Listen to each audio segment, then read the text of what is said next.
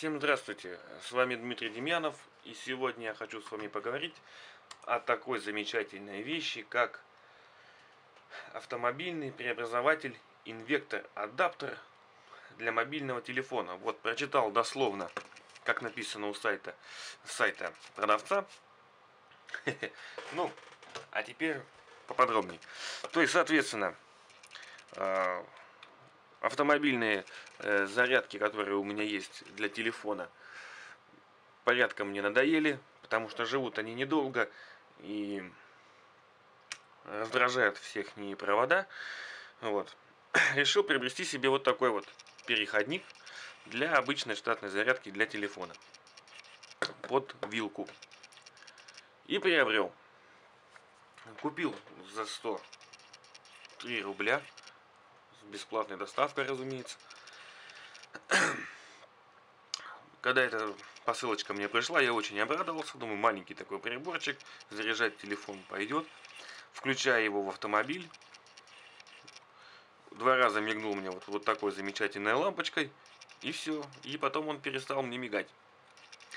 Вот.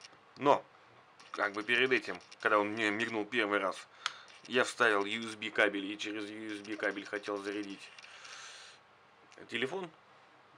Ничего у меня не вышло, USB кабель не работал, и он при этом еще кривой.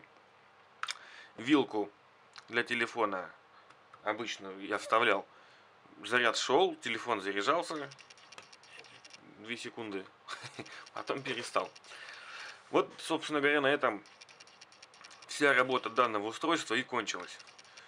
Ну, соответственно, я его уже разобрал, механизм у него внутри не очень сложный. Ну как не сложный? С виду не сложный. Для инженеров, потому что там что-то и сложно. Но факт в том, что не отработала данная вещь, не оправдала ни надежд, ни потраченных средств. Но я уже успел поставить китайцу положительный отзыв и написал ему спасибо, сказал, говорю, друг, ты молодец, я очень рад, что ты очень быстро мне доставил данную вещь. Сейчас бы, конечно, я отзыв бы переписал бы, но видно, да, что он криво впаян, USB выход. В общем, он кривой, и ну, на камеру не знаю, но мне четко это видно. Вот.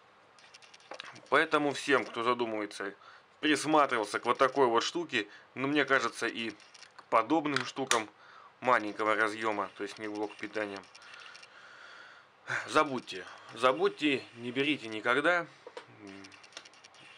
Я вам не советую. Мне кажется, вещь эта абсолютно бесполезная и сделана для того, чтобы отобрать у честных, доверчивых граждан их маленькие кровные денежки.